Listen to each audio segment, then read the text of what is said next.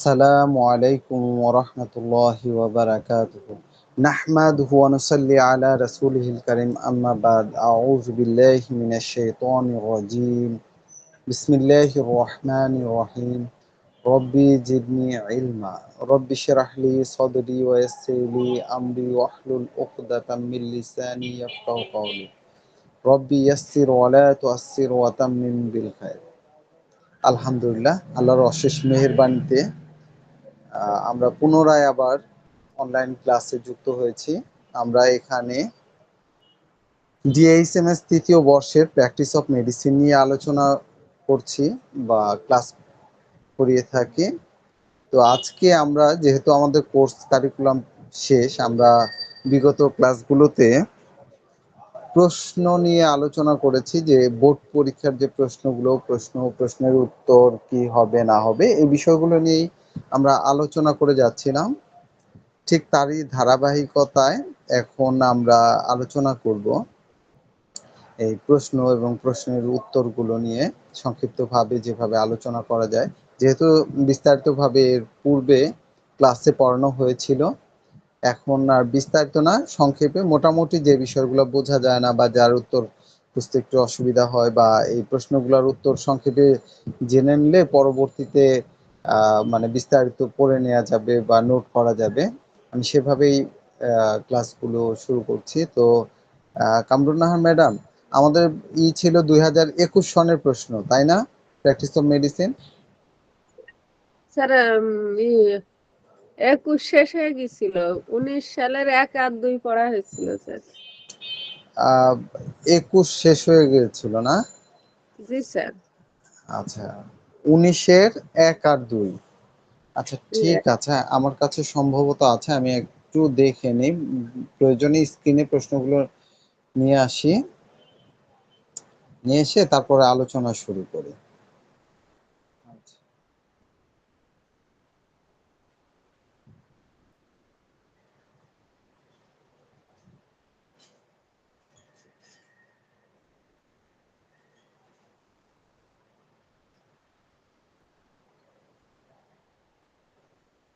আচ্ছা, আমরা এখানে 19, তাই না? জি স্যার, 19। আচ্ছা আচ্ছা, আমরা এই তো সামনে প্রশ্নগুলো আছে, আমরা এই প্রশ্নগুলি নিয়েই তাহলে মানে দেখে দেখে এই প্রশ্নগুলি নিয়েই আলোচনা করতে পারি। 1 এবং 2 শেষ হয়ে গিয়েছিল, তাই না? জি স্যার। আচ্ছা, তাহলে আমরা 3 শুরু করি। 3, এই প্রশ্নটা হচ্ছে হাঁপানির সংজ্ঞা দাও। অ্যাজমা, অ্যাজমার বাংলা হচ্ছে হাঁপানি। এর ইহার কারণ উল্লেখ করো।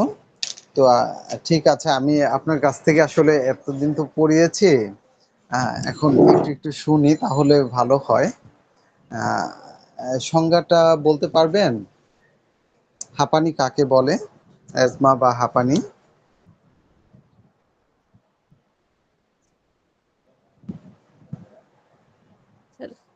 অ্যাজমা বা হাঁপানি হচ্ছে স্যার ফুসফুসের যে আমাদের যে বায়ুকুটুরি বা অ্যালভিউলা এগুলো আছে, এটার মানে পথটা সরু হয়ে গেলে যে মানে আমাদের শ্বাস প্রশ্বাসে যে কষ্ট হয়, নিঃশ্বাস নিতে কষ্ট হয়, এটাই স্যার, এটা হচ্ছে অ্যাজমা। হ্যাঁ, মানে আপনি একটু আপনার ভাষায় বলেছেন, ঠিক আছে। এই ভাষাতে একেবারে বইয়ের ভাষায় বলতে হবে, লিখতে হবে তা না, বিষয়টা আসলে বোঝা দরকার। একদম সহজে হলো, হাঁপানি হচ্ছে শ্বাসকষ্ট। জি স্যার। এই শ্বাসকষ্টটা বিভিন্ন কারণে হতে পারে। আমাদের দেখা যায় অ্যালভিউলার গুলো যদি কফ দিয়ে ভরা থাকে, অথবা এর যে চলাচলের পথ, বায়ু চলাচলের পথ, এই পথগুলি যদি কোনো কারণে দেখা যাচ্ছে মিউকাস দ্বারা মানে পরিপূর্ণ থাকে, তখন শ্বাস প্রশ্বাসের যে কষ্টটা হয়, শ্বাস নিতে বা কারো শ্বাস ফেলতে যে কষ্ট হয়, একদম মনে করেন সহজ বাংলায় সেটাকে শ্বাসকষ্ট বলে। এই অবস্থা হলে আমরা বুঝতে পারি রোগীর খুব কষ্ট হয় শ্বাস নিতে, টানতে, এমনকি দূর থেকে সাই সাই শব্দ শোনা যায়।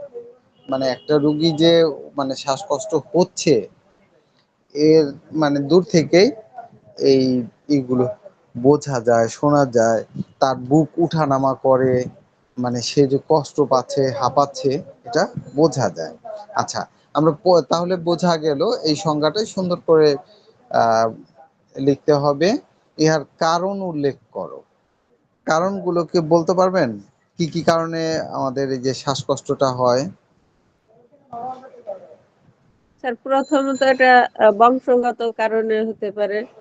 হ্যাঁ, তারপর এটা একটা খুব ভালোই। হ্যাঁ, তারপরে? আবহাওয়া আহ, এবং অবস্থানগত কারণে অনেক সময় দেখা যায় স্যাঁতসেঁতে ভেজা স্যাঁতসেঁতে স্থানে দীর্ঘদিন বসবাস করছে, তার থেকেও হ্যাঁ, হতে পারে। জি। অ্যালার্জি রিয়াকশন, যেটা অ্যালার্জিগত কারণে হতে পারে। আহ, আর হ্যাঁ, অ্যালার্জি ভালো। মনে করেন যে একটা হচ্ছে বংশগত কারণ, বাবার ছিল, মায়ের বা দাদার, নানার, মানে ব্লাড কানেক্টেড যারা আছে, এদের একটা হতে পারে।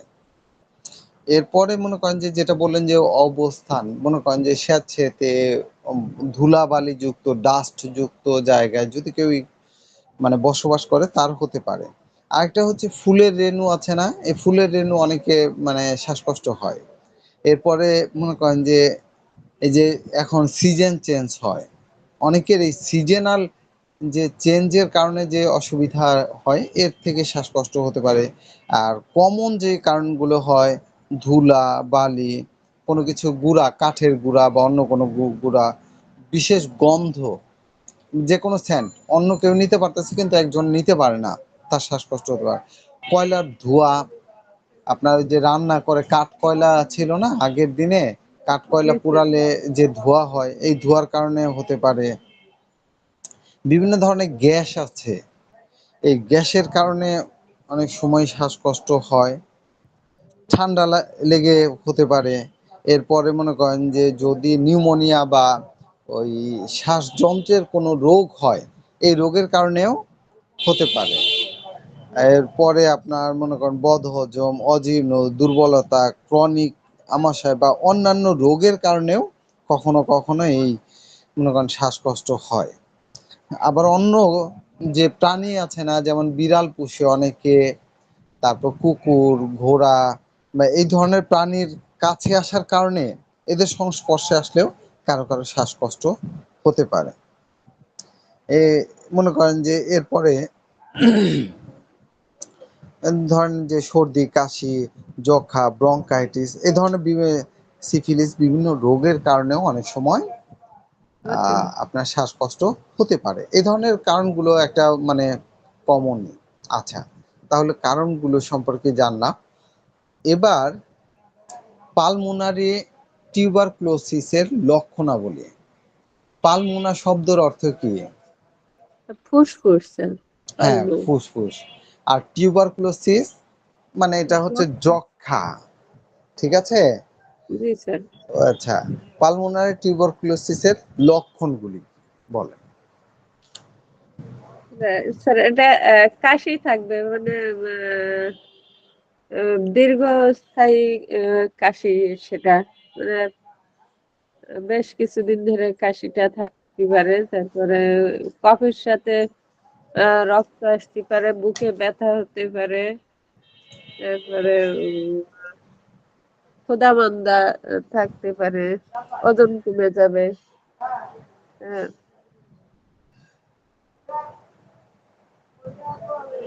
রোগী অনেক দুর্বল হয়ে যাবে, শ্বাসকষ্ট থাকতে পারে স্যার। হ্যাঁ, মানে করেন যে আসলে এই পীড়া, এটা একটা কিন্তু কঠিন একটা পীড়া। আগে বলা হতো যে যার হয়েছে যক্ষা তার নেই রক্ষা, তাই না? এখন যদিও সেই কথাটা বলা হয় না, চিকিৎসা উন্নত হয়েছে। হ্যাঁ, আপনার মডার্ন সায়েন্স বলেন এবং হোমিওপ্যাথি অনেক আগে থেকে টিউবারকুলোসিসের আপনার ট্রিটমেন্ট দিয়ে আসতেছে খুব ভালোভাবে, সুন্দরভাবে। তো আমরা যদি লক্ষণগুলি না জানতে পারি, তাহলে সঠিক ট্রিটমেন্ট দিতে পারবো না। এই লক্ষণগুলি আপনি যে কথা বললেন, সেই কথাগুলি ওর সাথেই আসলে আরো কিছু যোগ করতে হবে। যেমন একটা হচ্ছে জ্বর ভাব বা জ্বর আসা, শরীর কাঁপা বা কম্পন, কখনো বমন হয়, বমি বমি ভাব, বা কখনো বমি হয়, শ্বাসকষ্ট হয়, ক্ষুধা মন্দা বা খেতে পারে না। এরপরে মনে করেন ডায়রিয়া বা উদারাময় দেখা দেয়, বুকের স্থানে ব্যথা হয়, কাশি হয়, কাশির সাথে অনেক সময় রক্ত আসে, এবং মানে এই না খেতে পেরে রোগী শুকিয়ে যায়, দুর্বল হয়ে যায়, মানে অনেক সময় এত দুর্বল হয়ে যায় যে কঙ্কালসার হয়ে যায়। কিন্তু একটা মজার ব্যাপার হচ্ছে, অন্যান্য রোগীরা যেভাবে আপনার যখন দীর্ঘদিন রোগে ভুগলে তার মেমোরি লস হয়ে যায় বা মানে মেমোরি দুর্বল হয়ে যায়, কিন্তু একমাত্র টিউবারকুলোসিসের ক্ষেত্রে কিন্তু এই বিষয়টা উল্টা। একদম তালপাতার সিপাহী এই জন্যই যে একেবারে শুকনা, লিন অ্যান্ড থিন, কিন্তু তার মেমোরি শার্প থাকে। এটা কিন্তু মানে টিউবারকুলোসিসের একটা বিশেষ বৈশিষ্ট্য। বা টিউবারকুলার মায়োজমের যারা রুগী, এদের মানে অন্যান্য খারাপ হলেও, তার শরীর স্বাস্থ্য সবকিছু খারাপ হলেও তার ব্রেন, তার চিন্তা শক্তি, তার মানে মুখস্থ শক্তি, এইগুলি খুব ভালো থাকে এবং খুব বুদ্ধিমান হয়। জীর্ণ শরীর তার দেহ, এবং ওই যে মনে করেন যে সাই সাই অনেক সময় শ্বাসকষ্ট হয়, সাই সাই শব্দ হয়, রক্তক্ষরণ হয় কফের সাথে। মনে করেন যে গয়ার উঠে, গয়ার মানে কফ যদি উঠে আসে, কফের সাথে রক্ত বের হয়, অনেক সময় কফের সাথে পুজ বের হয়। এই পুজ এবং রক্ত থাকার কারণে সেখানে ইনফ্লামেশন হওয়ার কারণে জ্বর থাকে, মানে এরকম এই। এবং তবে জ্বরটা অনেক বেশি না, সাধারণত দেখা যায় 100 ডিগ্রি বা 102, 103, 104, কখনো কখনো বেশি হয় যে 3, 4-এর দিকে যায়, অধিকাংশ ক্ষেত্রে একটু কম থাকে। ঠিক আছে, তো এই অবস্থা, শরীর ঘেমে যায়, এই লক্ষণগুলো মানে এই লক্ষণগুলো তার মধ্যে আসলে খুঁজে পাওয়া যাবে। তাহলে মানে এটা দেখলাম যে পালমোনারি টিউবারকুলোসিসের লক্ষণগুলো কি কি, এর ব্যবস্থাপনা আলোচনা করো। আচ্ছা, আমরা তাহলে কি ব্যবস্থাপনা করব, মানে এই ধরনের রোগীর, বিশেষ করে টিউবারকুলোসিসের রোগীর আমরা কি কি ব্যবস্থা নিতে পারি? স্যার, প্রথমত টিউবারকুলোসিস রোগীদেরকে অন্যদের থেকে পৃথক করে রাখতে হবে। হ্যাঁ, এটা একটা বিষয় যে আলাদা করে রাখতে হবে। তারপর গয়ারটা মানে ধ্বংস করতে হবে, মাটি চাপা দিতে হবে, না হলে পুড়ায় যে কোনো ওটাকে ধ্বংস করতে হবে। তারপর তার কাছে বাচ্চাদেরকে আসতে দেওয়া যাবে না। আর লক্ষণ অনুসারে আমরা হোমিওপ্যাথিক ওষুধ দিতে পারি। আচ্ছা, মানে প্রথমেই এই রুগীকে আমাদের একটা কাজ করতে হবে, তাকে আলাদাভাবে আলাদা রুমে বা আলাদা জায়গায় ট্রিটমেন্ট করতে হবে। তার হাঁচি কাশির সাথে যেহেতু জীবাণু ছড়ায়, যার কারণেই যারা মানে বিশেষ প্রয়োজন না হলে, আমরা করোনাতে যেভাবে দেখেছি যে আহ, মানে করোনা আক্রান্ত রোগীদের আলাদা করে রাখা হয় আলাদা রুমে, ঠিক টিউবারকুলোসিসের রোগীগুলাও এভাবে আলাদা রাখতে পারলে ভালো হয়। একটা, তাকে পুষ্টিকর খাবার দিতে হবে। অবশ্যই পুষ্টিকর খাবার যদি না খেতে পারে, তাহলে কিন্তু তার রোগ ভালো হবে না, সে দুর্বল থেকে যাবে, রোগ ভালো হওয়াটা অসম্ভব হয়ে যাবে। কিন্তু শুধু পুষ্টিকর হলেই হবে না, সেটা হতে হবে সহজ পাচ্য। সহজ পাচ্যের অর্থ হচ্ছে যে খুব সহজে যেটা হজম হয়, এ ধরনের খাবার খেতে হবে। হাইজিন মেনটেন করতে হবে। হাইজিন হচ্ছে যে স্বাস্থ্যবিধি, তার কাপড় চোপড়, মনে করেন যে পোশাক পরিচ্ছদ, রুম সবকিছু সুন্দর, নিট অ্যান্ড ক্লিন, জীবাণুমুক্ত রাখতে হবে। সেই রুমে অবশ্যই একটু পর্যাপ্ত পরিমাণে যেন আলো এবং বাতাস মানে যেতে পারে, সে ব্যবস্থা রাখতে হবে। তারপরে তাকে রেস্টে থাকতে হবে। এই রুগীকে মানে উগ্র জাতীয় খাবার খেতে দেওয়া যাবে না, বিশেষ করে ঠান্ডা জাতীয় খাবার, যেমন ফ্রিজের সরাসরি ঠান্ডা পানি, ঠান্ডা মানে যে কোনো কিছু শরবত, জুস বা ঠান্ডা কোনো খাবার তাকে একেবারেই খেতে দেয়া যাবে না। ঠান্ডা সম্পূর্ণ নিষেধ, এবং সে যেখানে থাকবে সেই জায়গা যেন শুষ্ক হয়, স্যাঁতসেঁতে না হয়, ডাস্ট বা ধুলাবালিযুক্ত না হয়। এরপরে মনে করেন যে অতিরিক্ত মাংস, মসলা বা অতিরিক্ত মানে টক এই ধরনের খাবার খাওয়া যাবে না, রাত্রি জাগরণ করা যাবে না। সব কিছুতেই একটা নিয়মের মধ্যে তাকে চলতে হবে। যদি এভাবে রাখা যায়, পাশাপাশি লক্ষণ ভিত্তিক হোমিওপ্যাথিক ট্রিটমেন্ট করা যায়, তাহলে ইনশাল্লাহ সে রোগী সুস্থ হবে, ভালো হবে। ঠিক আছে? তো আমরা তাহলে ব্যবস্থাপনা জানলাম যে মানে হোমিওপ্যাথিক ওষুধ দিব হচ্ছে চিকিৎসার মধ্যে। এখানে শুধু হয়তো নাম বললাম যে হোমিওপ্যাথিক চিকিৎসা দেব, কিন্তু আমরা যখন দেখা যাবে যে চিকিৎসার কথাটা বলবো, তখনই শুধুমাত্র ওষুধ, ওষুধের নাম, ওষুধের লক্ষণগুলো উল্লেখ করব। না হলে আমরা শুধু বলে দিতে পারি। এই এবার 4 নম্বর প্রশ্ন, নেফ্রাইটিসের সংজ্ঞা দাও। আচ্ছা, নেফ্রন কাকে বলে সেটা বলতে পারবেন? স্যার কিডনির যে গঠনের যে একক, হ্যাঁ, স্যার কি নেফ্রন কিডনির বলে? ফাংশন এবং গঠনের একককে বলা হয় নেফ্রন। প্রায় 10 লক্ষের মতো নেফ্রন থাকে। তো এই পুরা কিডনির যে সর্বক্ষুদ্র যে ইউনিটটা আছে, সেই ইউনিটটাই হচ্ছে নেফ্রন।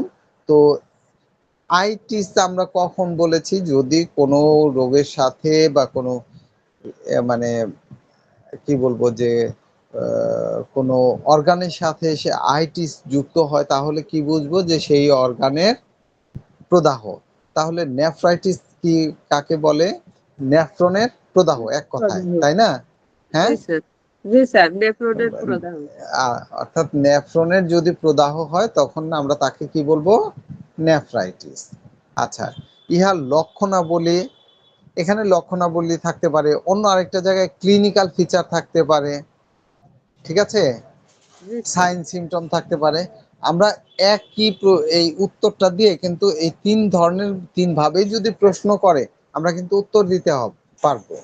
যে লক্ষণাবলী লেখো, সাইন সিমটম লেখো, ক্লিনিক্যাল ফিচার লেখো, তার উত্তর কিন্তু একই আসবে।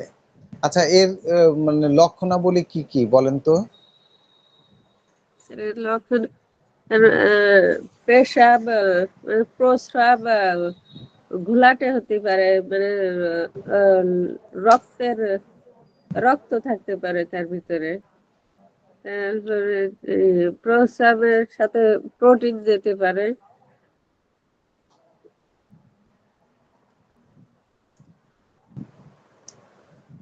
আচ্ছা, আর বলেন হচ্ছে, আরো সুন্দর করে বলেন যে স্যার রোগীর ইডিমা থাকতে পারে, মানে ফুলে যেতে পারে শরীর।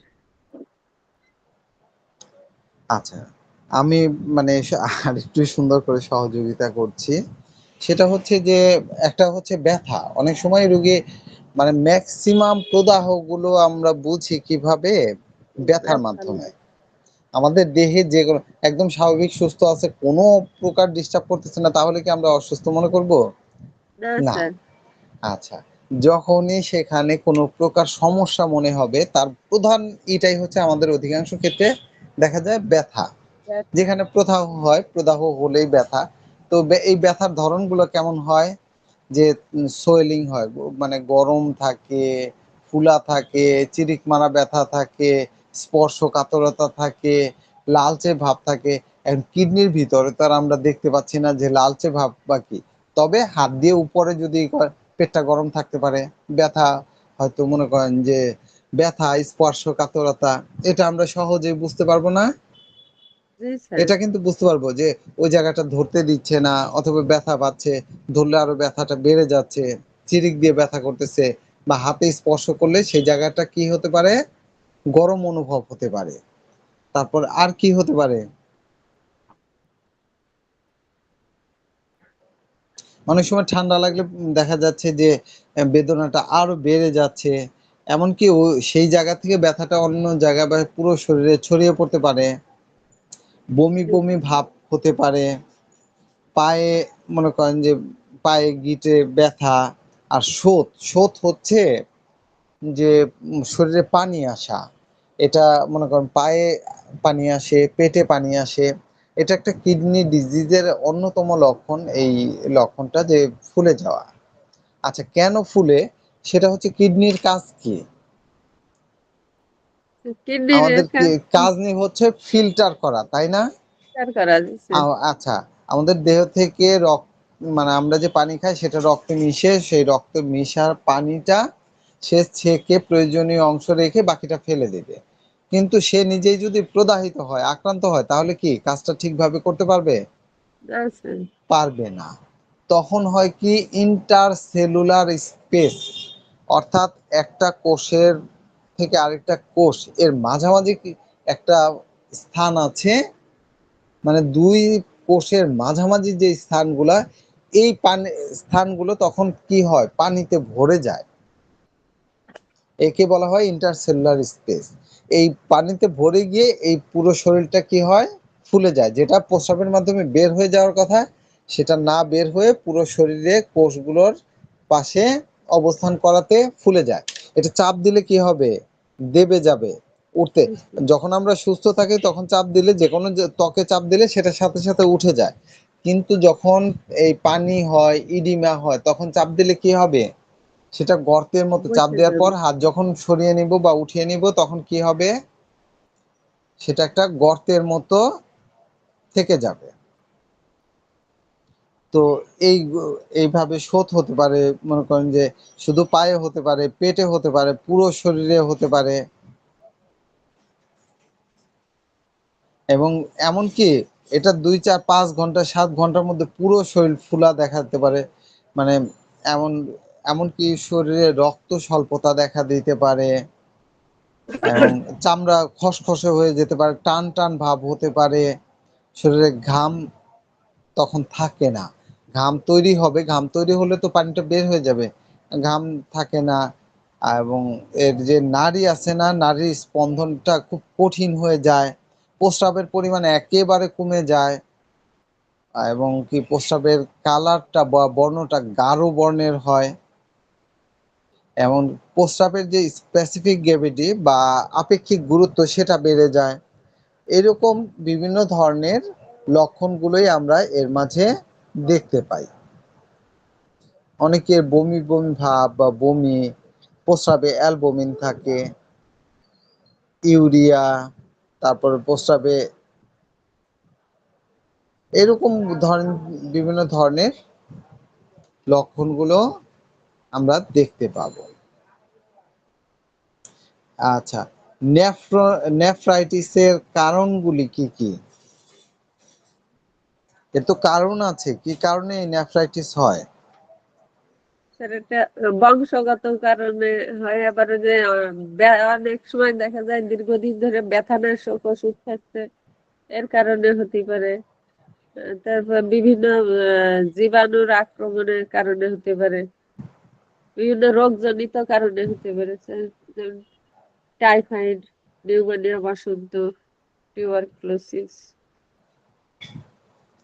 আচ্ছা, যেমন একটা হলো, অন্যতম কারণ হচ্ছে অতিরিক্ত ঠান্ডা লাগা, মানে অতিরিক্ত ঠান্ডা লাগা থেকে হতে পারে, স্কারলেট ফিভার থেকে হতে পারে। আর এক ধরনের বসন্ত, এখন সেই বসন্তগুলো দেখা যায় না, রক্তস্রাবী বসন্ত, ঠিক আছে, আর গুটি বসন্ত বলতো। এই ধরনের বসন্তের কারণে হতে পারে হাম, অন্যান্য ডিজিজের কারণে, যেমন হাম, ডিপথেরিয়া, পিত জ্বর, malaria, cerebro spinal meningitis, Baat জ্বর, সেপ্টিসিমিয়া, অথবা টিউবারকুলোসিসের প্রাথমিক অবস্থা বা অ্যাকিউট অবস্থা, কলেরা, বিভিন্ন কারণেই এই মনে করেন যে অ্যাকিউট নেফ্রাইটিস হতে পারে। আচ্ছা, এরপরে মনে করেন যে অনেক সময় এমনও হয় যে ক্যাথেটার, অতিরিক্ত ক্যাথেটার ঢুকানো, nitric acid, carbolic acid, oxalic acid, phosphate, potassium ইত্যাদি বিষাক্ত পদার্থের কারণে, গর্ভধারণের কারণে শেষ মাসে অনেক সময় এই ধরনের নেফ্রাইটিস দেখা দেয়। তাহলে এর কারণ তত্ত্বগুলো আমরা জেনে নিলাম যে নেফ্রাইটিস কি কি কারণে হয়। এবার আসেন কিডনি পাথরের জটিলতা এবং ভাবি ফল কি হবে।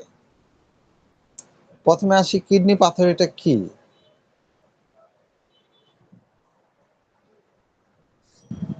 বলতে পারেন?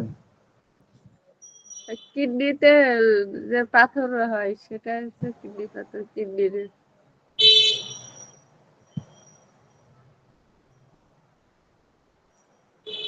হ্যাঁ, একদম সংক্ষেপে আপনি বলেছেন একটা কথা যে কিডনিতে পাথর, অর্থাৎ মূত্রাশয়ে মানে kidney, ureter, urinary bladder, urethra এর কোনো একটা জায়গায় যদি আপনার ওই পাথর ফর্ম করে তাহলে সেটাকে কিডনি পাথরই বলা হয়। এটা আস্তে আস্তে মনে করেন তলানি পড়ে সেটা ঘন হয়ে সেটা পাথরের রূপ নেয় দীর্ঘদিনে। আচ্ছা, এর জটিলতা এবং ভাবি ফল, এখানে শুধু জটিলতা এবং ভাবি ফল চেয়েছে, তাহলে জটিলতা এবং ভাবি ফলটা কি হতে পারে বলেন তো? কিডনিতে পাথর হলে সাধারণত কিডনি ফেলর হতে পারে, তারপরে মানে রেনাল ফেলর যেটা, আহ, হুম। তারপরে ইলেকট্রোলাইটস ইমব্যালেন্স হতে পারে।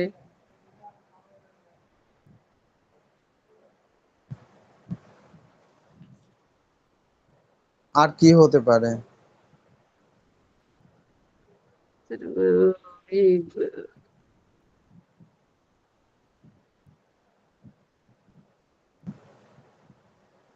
আচ্ছা ঠিক আছে, আমি সহযোগিতা করছি। এটা অনেক সময় দেখা যায় যে এটা না বের হতে পেরে সেখানে প্রতিবন্ধকতা তৈরি করতে পারে, সেখানে প্রদাহ তৈরি করতে পারে, অবস্ট্রাকশন হলো, আটকে গেল, আটকে যেতে পারে, অথবা মানে প্রস্রাব আটকে যেতে পারে। আহ, শুধু আটকে যাওয়াই না, সেখানে প্রদাহর সৃষ্টি করতে পারে। এবং যদি দেখা যাচ্ছে যে এই আটকে যাওয়ার জন্যে, প্রদাহের কারণে মনে করেন যে সেখানে প্রচন্ড পেইন হতে পারে, এমনকি ওই যে মনে করেন যে কিডনি ফেলিওর হতে পারে, রুগী মারাও যেতে পারে। এবং কঠিন অবস্থা হলে রুগীর মারা যেতে পারে। মারা যেতে পারে। যদি ধরেন যে কোনোভাবেই আর প্রস্রাব পাস করতেই পারতেছে না, কোনোভাবে মানে এই হসপিটালাইজড করে বা অন্য কোনোভাবে তাকে তার প্রস্রাব বের করা গেল না, আটকে গেল, তাহলে সে মারা যেতে পারে। এটা একটা জটিলতা এবং ভাবি ফল, যার কারণে এটার চিকিৎসা অতি দ্রুত নিতে হবে। এই বিষয়গুলো হচ্ছে যে ইমার্জেন্সি কেস, যদি এরকম অবস্থা হয় যে প্রস্রাব আটকে গেছে, তাহলে আর দেরি না করে আমরা আমাদের ওষুধ দিতে পারি। অনেক সময় দেখা যাচ্ছে যে আমরা ওষুধ দিলে সেটা বের হয়ে যেতে পারে। যদি দেখা যাচ্ছে যে স্বল্প সময়ের মধ্যে বের হয় ভালো কথা, যদি সেটা স্বল্প সময়ের মধ্যে বের না হয় তাহলে কি করতে হবে, যত হসপিটাল দ্রুত সম্ভব হসপিটালাইজ করতে হবে। করতে হবে আমাদের। কখনোই মানে গোঁড়ামি করা যাবে না যে না এটা তো হোমিওপ্যাথি না বা এটা অমুক না, আমরা এই রুগীকে হোমিও অ্যালোপ্যাথির কাছে কেন নেব বা ই করবো, এই সুযোগটা নেই। সর্বপ্রথমে হচ্ছে রুগীর স্বাস্থ্য, রুগীকে বাঁচানো। আচ্ছা, এরপরে 5 নাম্বার প্রশ্ন, একজিমার সংজ্ঞা দাও। একজিমা কাকে বলে? আরে একজিমা হচ্ছে এক ধরনের চর্মক্রিয়া। এতে মারাত্মক ধরনের চুলকানি থাকে, তার থেকে অনেক সময় পানি বের হয়, আর চুলকানিটা অত্যন্ত জ্বালাকর হয়। এটা সংক্রামক ধরনের হতে পারে। জি, এটা এক ধরনের স্কিন ডিজিজ বা চর্মরোগ, তাই না? জি যেটা স্যার। আসলে একটু মারাত্মক ধরনের চর্মরোগ। এটা চুলকানি থাকে, তারপরে সেখান থেকে এক ধরনের উপরে মামড়ি পড়ে, মামড়ি উঠে যায়, নিচে কষ বের হয়, মানে প্রচন্ড জ্বালা করে, এবং এই কষটা অন্য জায়গায় লাগলে সেখান থেকে আবার নতুন করে রোগ হতে পারে, বা মানে তার ব্যবহৃত কাপড় চোপড় বা অন্যান্য জিনিসপত্র যদি কেউ ব্যবহার করে, তবে সেও আক্রান্ত হওয়ার সম্ভাবনা থাকে। এটার অবশ্য বাংলা অন্য আরো কিছু নাম আছে, যেমন পামা, বিখাউস, কাউর, এই ধরনের নামও কোথাও কোথাও মানে ডাকে। তবে আমরা মেডিকেল টার্ম বা একজিমা এই নামেই বেশি পরিচিত। আচ্ছা, একজিমার লক্ষণগুলি বলেন তো। যদিও ওই যে আমরা এর পরিচিতি বা সংজ্ঞা বলতে গিয়েই আমরা এর লক্ষণগুলো বলে ফেলেছি, তারপরেও মানে এর লক্ষণগুলি চুলকানি বলেন। থাকবে,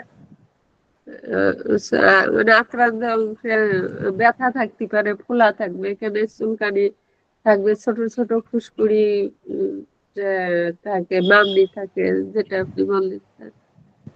তারপরে এটা লাল বর্ণ হতে পারে, এর থেকে আঠালো ধরনের রস বের হতে পারে। জি, মানে মোটামুটি এই লক্ষণগুলোই আমরা আহ, পেয়ে থাকি। ঠিক আছে। জি স্যার। আচ্ছা, এবার এর মানে একজনের সংজ্ঞা, কারণ, লক্ষণগুলো গেল। দাঁতের কারণগুলি লিখো। দাঁতের যে কারণ আছে সে কারণগুলি বলেন তো। তো দাঁত দাদু এক প্রকার চর্ম পীড়া বা চর্ম, স্কিন ডিজিজ। হ্যাঁ, কি কারণে হয়? আর এটা বংশগত কারণে হতে পারে। আচ্ছা, আর? তারপরে উম, জীবাণু ঘটিত হতে পারে, জীবাণু ধরেন, তারপরে পুষ্টির অভাবজনিত কারণে হতে পারে। অ্যালার্জি থেকে হয় স্যার এটা। না, অ্যালার্জি থেকে আসলে দাঁত তেমন একটা হয় না। অপরিষ্কার অপরিচ্ছন্নতা হ্যাঁ, থাকে। অপরিষ্কার ও পরিচ্ছন্নতার একটা ব্যাপার আছে।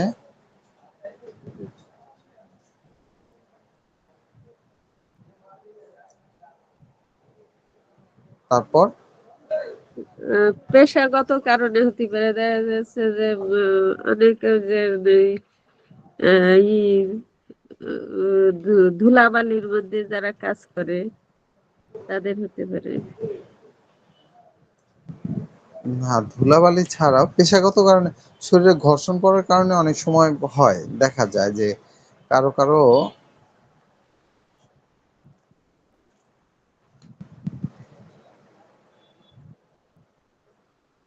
হয়।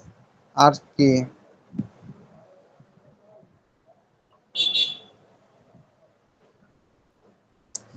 জীবাণুঘটিত কারণ, মনে করেন যে অথবা আরেকজনের হতে পারে, এটা মনে করেন যে, একজন থেকে আরেকজনের। হ্যাঁ, একজনের কাপড় চোপড় কষ লেগে হতে পারে, অস্বাস্থ্যকর পরিবেশে থাকার কারণে, এবং রোগ প্রতিরোধ ক্ষমতা যদি কম হয়, কমে যায়, তখন হতে পারে। মনে করেন যে এই কারণগুলো একটা উল্লেখযোগ্য কারণ। ঠিক আছে। একজিমায় ব্যবহৃত গ্রাফাইটিস এবং পেট্রোলিয়াম লক্ষণাবলীর আলোচনা করো। আমরা শেষ পর্যায়ে চলে এসেছি, তো সময়ও কম। আমরা দুটো মানে তুলনা করেই আমরা শেষ করে দিব ইনশাল্লাহ। তো গ্রাফাইটিসে আমি আপনাকে যখন তুলনামূলক আলোচনার কথা বলেছি, তখন কি বলেছি? যে একটা কাজ করতে হবে, সেটা হচ্ছে যে একটা টেবিল তৈরি করতে হবে। মানে 5 নং পার্থক্য। প্রশ্নের গ এর উত্তর লিখে ধরেন যে একজিমায় ব্যবহৃত গ্রাফাইটিস এবং পেট্রোলিয়ামের লক্ষণাবলীর তুলনামূলক আলোচনা নিম্নে দেয়া হলো।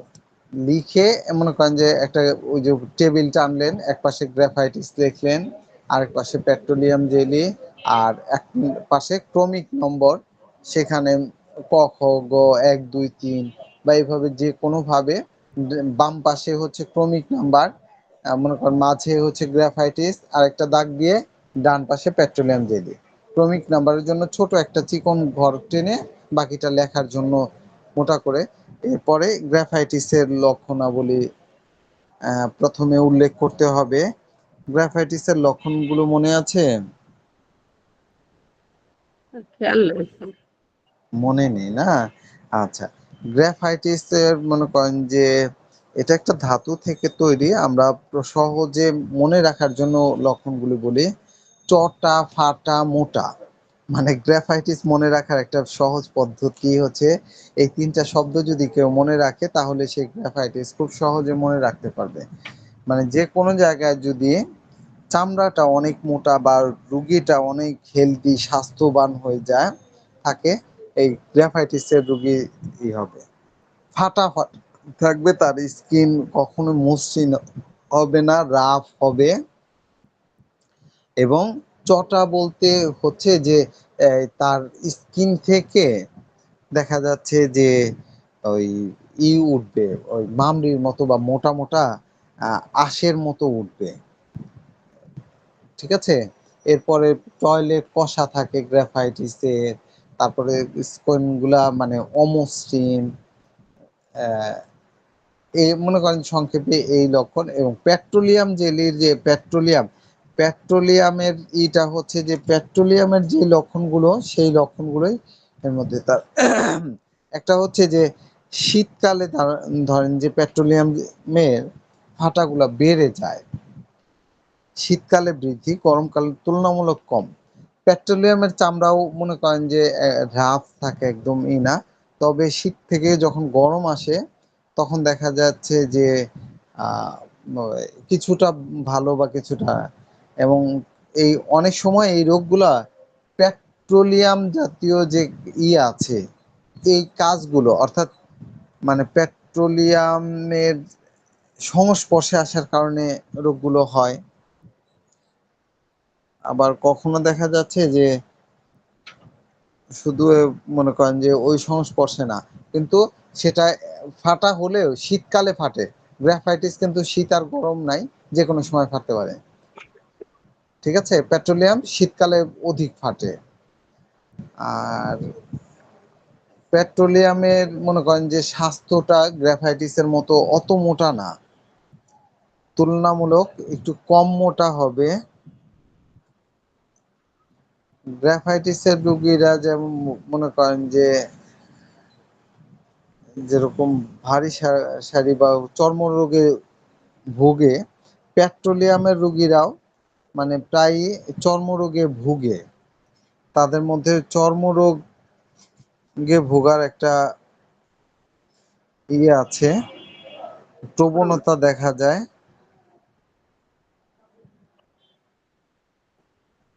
এমনকি মনে করেন যে টয়লেটের রাস্তা, বিশেষ করে গ্রাফাইটিসের টয়লেট রাস্তায় অনেক সময় পীড়া হয়, বা এই যে দাঁতগুলো দেখা যায় ভেজা স্যাঁতস্যাঁতে, সেখানে চুলকানি যুক্ত থাকে। এমনকি অনেক সময় দেখা যায় যে ওই কি বলবো মাসিকের সময় ভাই আপনার কি লেট ভেজান। হবে আর না না না, আমি শেষ করে দিব। এই তো এই লক্ষণগুলোই আমরা টেবিলের মধ্যে খুব সুন্দর করে সাজিয়ে আহ, লিখতে হবে পাশাপাশি করে।